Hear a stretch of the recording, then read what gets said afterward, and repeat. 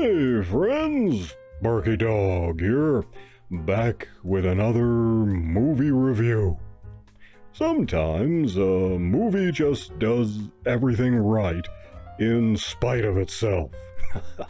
There was a sort of craze in the 1970s where movies would ask the question, what if a given animal turned on man?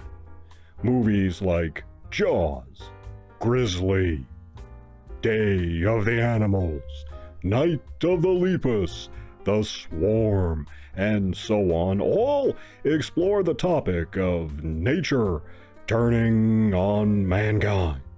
And this movie is another of those, but with a twist.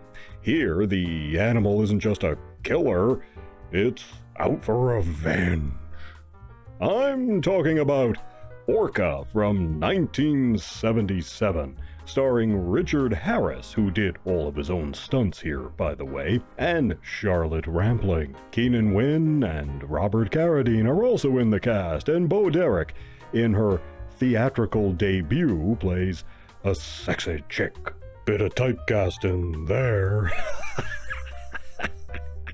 Orcas, otherwise known as killer whales, are not what the name implies. They kill dolphins and seals and stuff, but generally they don't kill humans unless you provoke them.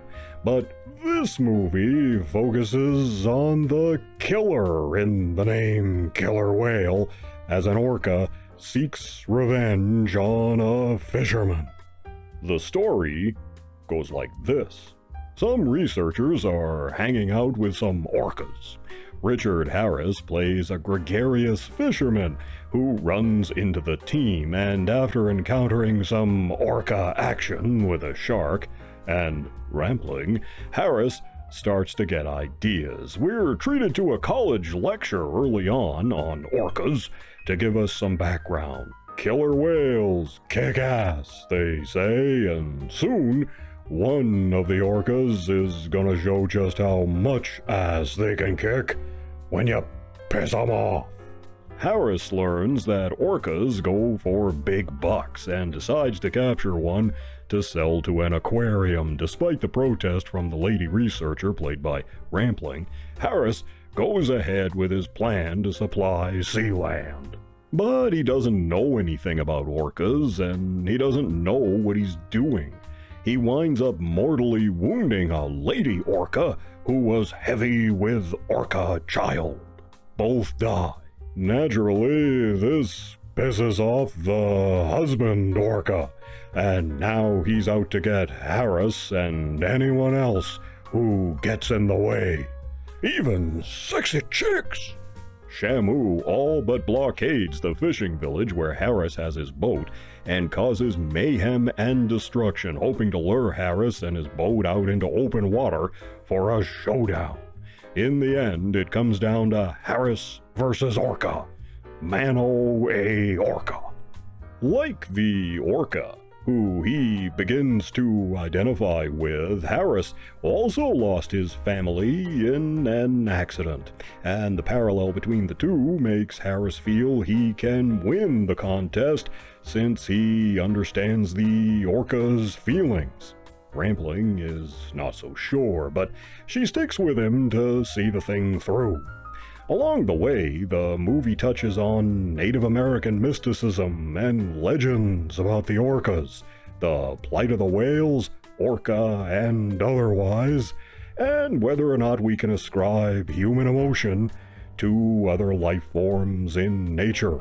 On the face of it, this is another dopey, low-budget ripoff of Jaws, but this one is a lot better than that. Orca is surprisingly good. It sets a tone that it keeps consistent throughout the picture, and Richard Harris really raises the material to a height it might not otherwise have reached.